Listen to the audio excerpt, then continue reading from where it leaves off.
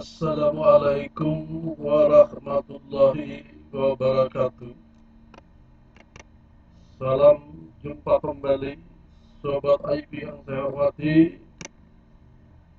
adik-adik mahasiswa yang saya cintai. Hari ini kita akan kembali melanjutkan perkuliahan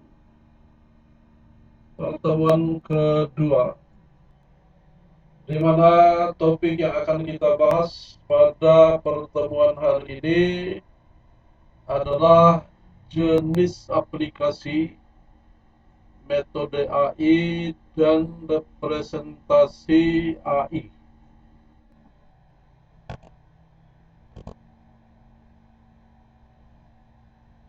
Adapun subtopik yang akan kita bahas pada pertemuan kali ini,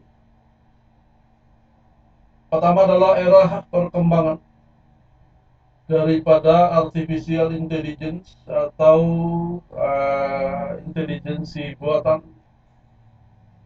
Kemudian kita membahas tentang basis pengetahuan, kemudian penggunaan pengetahuan, kemudian jenis aplikasi, kemudian metode AI, dan representasi AI.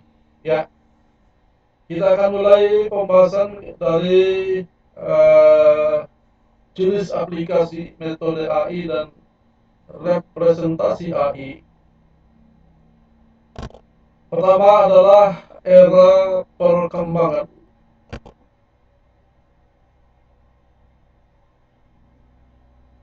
Kita lihat bahwa paling tidak kita bisa kelompokkan dalam 3 era. Era pertama adalah era tahun 1950-an sampai dengan tahun 1970-an, di mana di sana kita mengacu ke jaringan neural, yaitu menyangkut bagaimana cara memecahkan problem dengan mengacu bagaimana otak manusia memecahkan problem. Ya, ini era pertama daripada perkembangan dari jaringan saraf tiduran. Kemudian di era berikutnya kita kelompokkan menjadi era tahun 80-an, 1980-an sampai dengan tahun 2010-an, di mana penekanan daripada perkembangan AI itu adalah pada pembelajaran mesin. Ya, jadi di sana mesin dituntut untuk melakukan pembelajaran di dalam memecahkan problem-problem. Ya, jadi dikatakan sebagai pembelajaran mesin. Kemudian kita beralih ke era yang kita sebut sebagai era masa kini, di mana penekanannya itu pada pembelajaran mendalam. Ya, jadi kepada terobosan deep learning. Ya, dan ini mendorong meroketnya pemanfaatan daripada artificial intelligence. Ya, jadi itu penekanannya pada pembelajaran mendalam atau deep learning. Ya, bagaimana selanjutnya? Basis pengetahuan. Ya, jadi dalam hal ini bahwa langkah pertama untuk membangun kecerdasan buatan atau artificial intelligence adalah bagaimana membangun sebuah knowledge base atau basis pengetahuan. Selanjutnya, kita akan bisa menggunakan mesin inference untuk memprosesnya menjadi output, ya, untuk memprosesnya menjadi output atau menjadi informasi atau menjadi perangkat yang bisa membantu memecahkan masalah yang dihadapi oleh manusia. Ya, bagaimana basis pengetahuan di dalam artificial intelligence? Ya, kita lihat skematiknya seperti ini. Jadi ada input masalah atau problem, kemudian masalah itu akan dilacak basis pengetahuannya, ya, akan dilacak basis pengetahuannya untuk kemudian disimpulkan oleh sebuah mesin, yaitu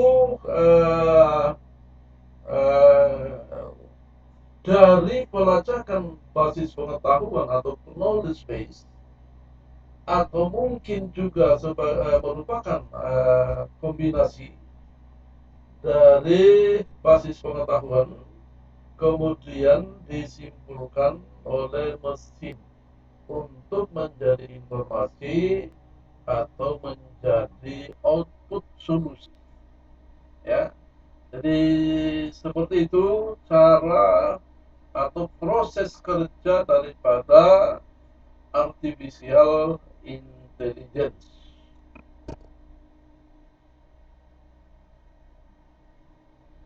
Ya, bagaimana menggunakan pengetahuan? Ada 3 aspek di sini. Ya, ada 3 aspek di dalam penggunaan pengetahuan oleh artificial intelligence, yaitu aspek pertama yang disebut dengan acquisition. Kemudian aspek kedua yaitu retrieval, dan yang ketiga adalah listening. Ya, jadi ada 3 aspek yang berperan di dalam penggunaan pengetahuan. Yang pertama adalah acquisition, kemudian retrieval, dan listening. Ya, masing-masing, ya, kita lihat apa itu akuisisi. Akuisisi mengintegrasikan informasi baru ke dalam pengetahuan sistem. Ya, jadi seluruh pengetahuan-pengetahuan yang dihimpun sebagai basis pengetahuan yang berhubungan dengan permasalahan yang dihadapi itu akan diintegrasikan, ya, integrasikan ke dalam pengetahuan sistem. Dan di sini terdapat 2 level. Pertama adalah menyusun fakta ke dalam database, ya, yang kemudian disebut sebagai knowledge base. Kemudian yang kedua adalah pembuatan fungsi untuk mengintegrasikannya dengan cara belajar dan mengadaptasikannya terlebih dahulu. Itu yang disebut dengan akuisisi. Dan yang kedua disebut sebagai retrieval, ya. Jadi di sini perannya adalah mengingat kembali, ya, mengingat kembali, menyusun ulang pengetahuan berdasarkan hubungan pengetahuan terhadap masalah. Ya, jadi mengingat kembali kemudian menyusun ulang pengetahuan berdasarkan hubungan pengetahuan terhadap masalah. Di mana ada 2 langkah yang dilakukan di sini. Pertama yang disebut dengan linking, yaitu mengekstrak informasi baru tersebut, dan yang kedua, langkah yang kedua adalah lumping, yaitu mengelompokkan hasil ekstraksi pengetahuan baru tersebut ke dalam struktur yang lebih besar seperti yang dibutuhkan dalam penyelesaian masalah. Ya. Kemudian yang ketiga, aspek yang ketiga daripada penggunaan basis pengetahuan adalah yang disebut dengan reasoning. Ya. Di mana pengetahuan yang sudah dihimpun, pengetahuan baru yang sudah dihimpun kemudian diintegrasikan tadi itu digunakan untuk menalar suatu permasalahan. Di sini ada 3 bentuk reasoning. Pertama ada yang disebut dengan formal reasoning, yaitu menggunakan logika proporsional. Ya. Kemudian ada yang disebut dengan procedural reasoning, yaitu menggunakan aturan produksi. Ya, dengan kata kunci if then. Ya. Dan yang ketiga yang disebut dengan analogical reasoning, dan ini sangat sulit untuk diterapkan. Jadi yang kedua itu formal, yang kedua adalah yang sering digunakan yaitu formal reasoning dengan logika proporsional, kalkulus proporsional, ya. Kemudian yang disebut dengan procedural reasoning, ya. Jadi ini kita menggunakan kaidah, ya, kaidah yang disebut kaidah if then, ya, if then.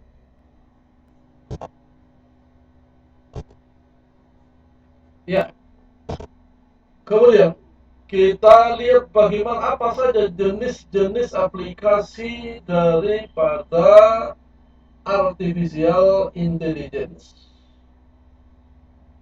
Kalau kita kelompokkan jenis-jenis aplikasi daripada artificial intelligence, maka bisa kita kelompokkan menjadi gameplay. Kemudian ada yang disebut dengan general problem solving. Kemudian ada yang disebut dengan natural language recognition. Ada speak atau voice recognition. Ada visual recognition. Ada robotik, dan ada expert system. Ya, ada expert system. Masing-masing kita lihat uraiannya adalah pertama adalah gameplay.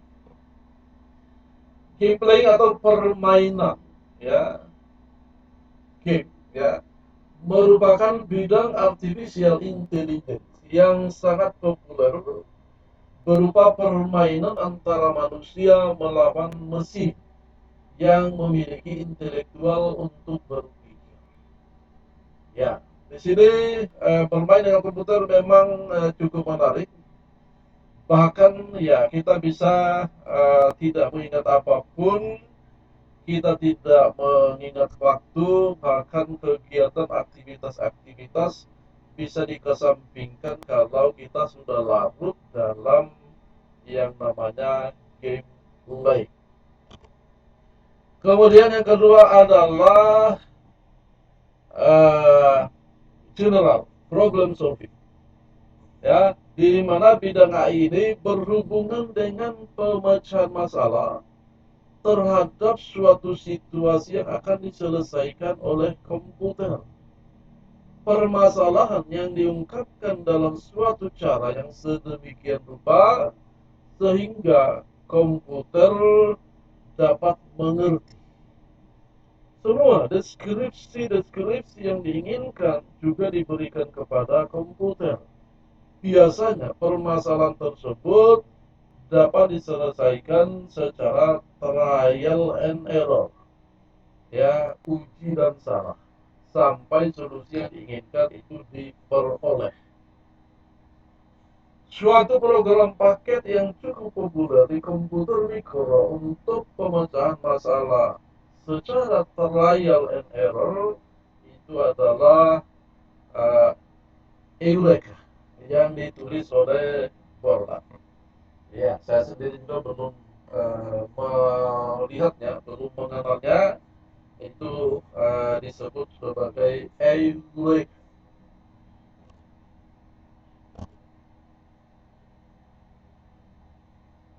Selanjutnya adalah natural language recognition.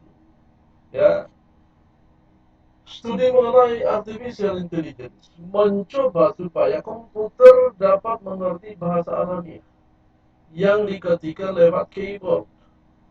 Bahasa alamiah adalah bahasa sehari-hari yang dipergunakan oleh orang untuk berkomunikasi. Komputer yang dapat menerjemahkan satu bahasa ke bahasa lainnya merupakan contoh penerapan AI di bidang ini. Ya, kita mengenal Google Translate yang luar biasa sekarang. Ya, di beberapa tahun yang lalu masih kita temukan sejumlah atau sekian banyak kelemahan, tapi saat ini Google Translate sudah sangat luar biasa menerjemahkan dari satu bahasa ke bahasa lain dengan sangat akurat, ya, dengan sangat akurat. Biasanya komputer yang khusus untuk AI dan dapat digunakan pada bidang ini diantaranya adalah IPL, Information Processing Language, ada list, ada interlist, ada site, ada planner, ada current, dan ada prolog. Jadi contoh yang paling nyata, yang paling sering digunakan adalah Google Translate. Ya, Google Translate. Juga di sini eh, sesungguhnya sudah banyak dikerjakan, sudah ada yang dikerjakan oleh mahasiswa sebagai tugas akhir. Jadi pada sekitar tahun 2022, ya, jadi sudah cukup lama bahwa mahasiswa mengerjakan tugas akhir dengan cara menafsirkan apa ini, apa yang kita tulis dari keyboard. Ya. Kemudian berikutnya ada yang disebut dengan speak atau voice recognition. Ya. Bidang ini juga masih dikembangkan dan terus dilakukan penelitiannya. Kalau bidang ini berhasil dengan baik dan sempurna, alangkah hebatnya komputer. Ya, ini juga sudah dikerjakan oleh mahasiswa, ya, tapi menuntut yang sempurna itu memang belum, ya. Sudah dikerjakan, bahkan di video-video yang apa itu list, apa sih namanya itu, yang menerjemahkan apa yang kita ucapkan itu di dalam video, kemudian ditulis secara apa ini langsung oleh komputer, itu termasuk dalam speech recognition. Ya, kita dapat berkomunikasi dengan komputer hanya dengan bicara. Ya, jadi kalau ini berhasil dan kelihatannya belum sampai ke arah yang diinginkan, kita bisa mengetik sebuah buku hanya dengan bicara. Jadi saya membaca sebuah buku, kemudian dia akan tulis di komputer. Itu adalah angan-angan yang selama ini diperjuangkan, terus dikembangkan, sehingga memang komputer akan menjadi perangkat yang luar biasa, dan ketergantungan kita itu juga akan menjadi sangat erat. Ya, jadi kita bisa membaca buku kemudian tertulis di layar monitor, dan kemudian kita bisa simpan menjadi sebuah dokumen. Ya, itu akan sangat luar biasa dampaknya. Akan tetapi bidang ini masih belum sempurna seperti yang diharapkan. Ya, ya. Kenapa? Karena hal ini dikarenakan jenis suara manusia berbeda-beda. Ya, tetapi memang, ya, kalau kita lihat dari video-video yang kita ucapkan, video-video yang kita ucapkan itu memang terjemahannya, ya, atau penampilannya di layar, penulisannya di layar itu sedikit kacau balau, ya, sedikit kacau balau, ya, karena aspek suara manusia yang terdeteksi, ada yang terdeteksi jelas, ada yang tidak terdeteksi dengan jelas. Ya, oke, tadi ke depan saya kira sangat akan luar biasa. Kemudian kalau ini terus menerus dan memang akan terus dikembangkan. Ya, ya. Jadi salah satu ya suatu alat recognition dapat ditambahkan pada komputer mikro sehingga dapat digunakan untuk speech recognition. Di antaranya yaitu voice recognition module buatan daripada Interstate Electronic. Ada juga voice data entry system buatan Interstate Electronic. Ada Speak Lab buatan Heuristic Inc. Ada voice entry terminal buatan dari Scott Instrument, dan ada Cognivox buatan dari VoiceTech. Ya. Selanjutnya adalah bidang yang disebut dengan visual recognition atau disebut juga sebagai computer vision, ya, computer vision. Jadi mengolah visual, mengolah image, ya, mengolah image menjadi informasi yang sangat membantu dalam berbagai hal. Ya. Jadi bidang ini merupakan kemampuan suatu komputer yang dapat menangkap sinyal elektronik dari suatu kamera dan dapat memahami apa yang dilihat tersebut. Penerapan AI ini misalnya pada komputer yang dipasang di peluru kendali, sehingga peluru kendali dapat diprogram untuk selalu mengejar target atau sasaran yang tampak di kamera. Pada era globalisasi saat ini, bidang visual recognition dapat kita jumpai pada komputer-komputer laptop terbaru. Mula-mula komputer dipasang alat untuk mendeteksi sidik jari atau fingerprint password. Sekarang ini sudah banyak digunakan face detector. Sehingga untuk mengakses sebuah laptop yang sudah dipasangi password dari gambar wajah orang pemiliknya, maka orang lain dengan wajah yang berbeda tidak akan dapat membuka laptop tersebut. Misalkan pada laptop Lenovo 3000Y40 keluaran IBM. Ya, itu sudah menggunakan face detector.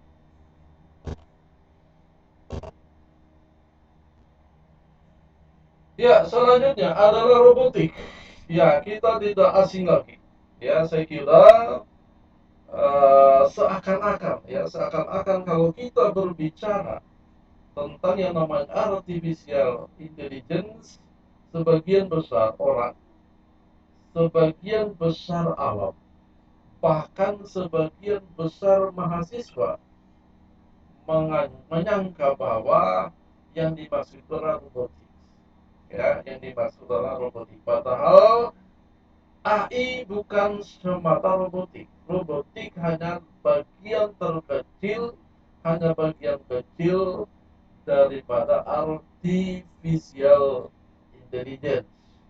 Ya, ya. Namun ini memang luar biasa, cukup spektakuler karena pemanfaatannya yang sudah luar biasa. Ya, pemanfaatnya luar biasa, terutama yang kita kenal sebagai drone, ya, pesawat tanpa awak. Ya, itu sudah sangat umum. Itu bisa menjelajahi ruang-ruang yang sangat sulit dijangkau, atau ruang-ruang yang sangat berbahaya, atau ruang-ruang yang benar-benar tidak bisa ditelusuri dengan jalan apapun. Ya, jadi hanya dengan drone, ya, drone yang dilengkapi dengan kamera, ya, yang dilengkapi dengan kamera, kita dapat memantau aktivitas gunung berapi dari jarak yang sangat dekat, ya, dari jarak yang sangat dekat untuk mengetahui kondisi daripada gunung berapi. Ya, misalnya, kemudian drone akan mengirimkan isyarat-isyarat. Kalau kita lengkapi dengan data temperatur, perangkat sensor temperatur, maka dia bisa mengirim data-data temperatur daripada gunung berapi. Ya, belum di daerah-daerah yang katakanlah kedalaman laut atau bahkan di luar angkasa atau bahkan di tempat-tempat yang tentu saja suka dijangkau oleh manusia. Robot, ya. Bahkan robot juga ada yang sudah menjadi bodyguard, ya, ada menjadi tentara, ya, sebagai tentara robot misalnya, sanggup berperang, sanggup menangkal serangan, dan juga sanggup menyerang. Ya, ada robot bodyguard yang dipamerkan di apa ini di Uni Emirat Arab, ya, Uni Emirat Arab itu robot raksasa yang eh, bisa menjadi pengawal daripada seseorang, ya, karena dia sanggup berperang sendirian dengan menghadapi sekian ratus penyerang. Ya, jadi itu robot, ya, robot, apalagi di industri, ya. Di industri tentu saja sudah sangat lama dikenal yang namanya robotik. Di dalam industri otomotif, pabrik kendaraan, pabrik mobil, misalnya industri-industri otomotif itu umumnya, ya, itu umumnya sudah sangat lama menggunakan jasa robot, ya, menggunakan jasa robot. Bahkan sekarang sudah ada waiters, ya, pelayan toko yang juga dilakukan oleh robotik. Ya,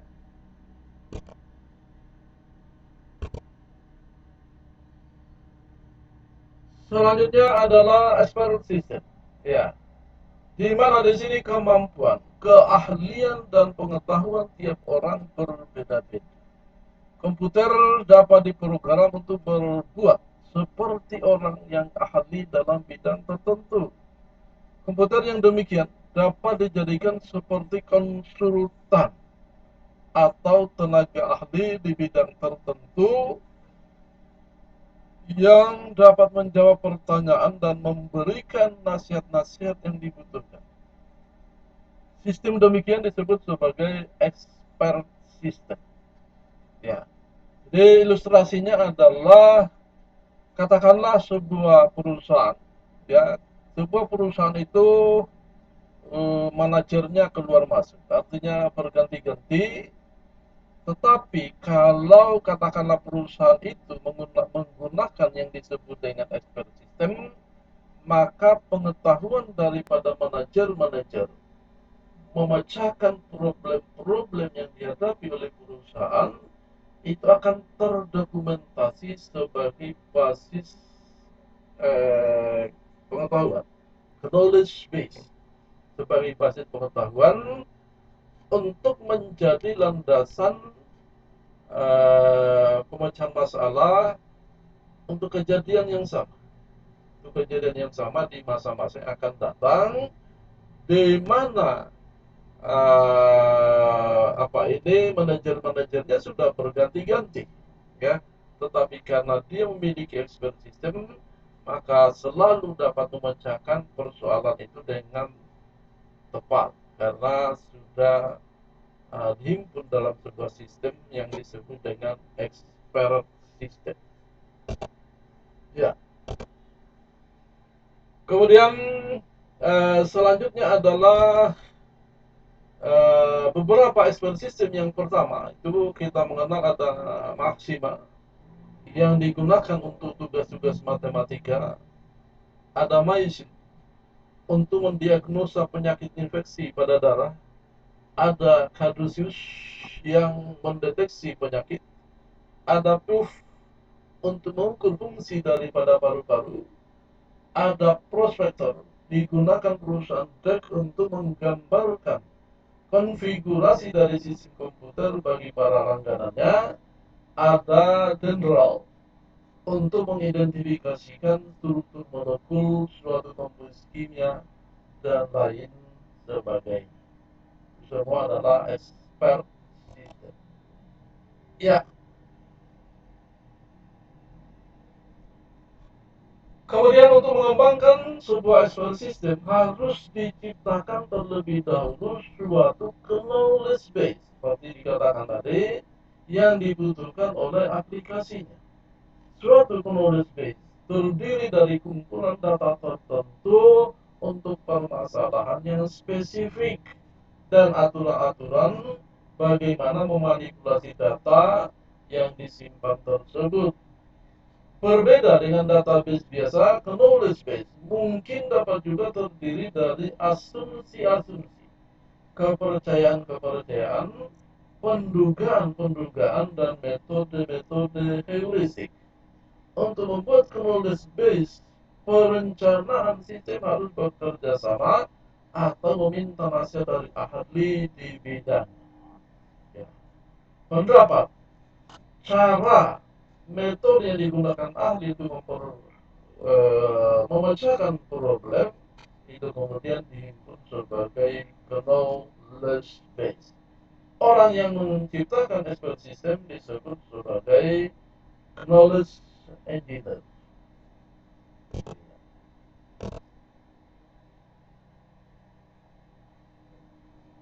Kemudian ada beberapa metode AI. Ya, ini ada yang disebut dengan searching. Ya, ini metode utama ya di dalam pemecahan masalah dengan artificial intelligence. Ya, namanya searching. Ya. Kemudian ada yang disebut dengan fuzzy logic, ada yang disebut dengan neural network, ada yang disebut dengan genetic algorithm, ada yang disebut dengan statistik dan fisik. Ya, untuk nomor 1 sampai 4 kita akan bahas dalam beberapa pertemuan khusus, maka tidak akan dijelaskan secara rinci di sini karena itu akan dijelaskan dalam satu masing-masing dalam satu bab khusus. Kecuali statistik dan fisik karena itu menempel di dalam berbagai metode yang digunakan. Ya, statistik dan fisik itu menempel di berbagai metode yang kita gunakan ini sehingga tidak akan dibahas secara khusus. Ya, saya kira itu adalah metode-metode di dalam artificial intelligence. Selanjutnya adalah representasi artificial intelligence. Representasi dimaksudkan untuk menangkap sifat-sifat penting problem dan membuat informasi tersebut dapat diakses oleh prosedur pemecahan permasalahan. Bahasa representasi harus dapat membuat seorang programmer mampu mengekspresikan pengetahuan yang diperlukan untuk mendapatkan solusi permasalahan. Selanjutnya, banyak cara untuk merepresentasikan pengetahuan atau fakta dalam program artificial intelligence, di mana ada dua entitas yang perlu diperhatikan. Yang pertama disebut sebagai fakta, yaitu kejadian yang sebenarnya, dan fakta inilah yang akan direpresentasikan. Dan yang kemudian kedua adalah representasi dari fakta. Ya, dari representasi ini kita akan dapat memanipulasinya dengan komputer programming. Ya. Kemudian representasi pengetahuan diklasifikasi menjadi 4 kategori. Pertama adalah representasi logika, yaitu menggunakan ekspresi dalam logika formal, ya, sebagaimana yang kita kenal dalam kalkulus proposisi. Kemudian ada representasi prosedural, yaitu menggambarkan pengetahuan sebagai kumpulan instruksi untuk memecahkan suatu problem. Ada representasi network atau jaringan, yaitu menangkap pengetahuan sebagai sebuah graf, di mana simpul-simpulnya menggambarkan objek atau konsep dari problema yang dihadapi.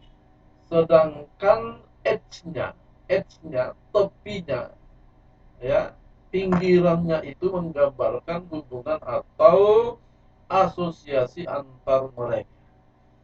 Kemudian ada yang disebut dengan representasi terstruktur, yaitu memperluas network atau jaringan dengan cara membuat setiap simpulnya menjadi sebuah struktur data yang kompleks.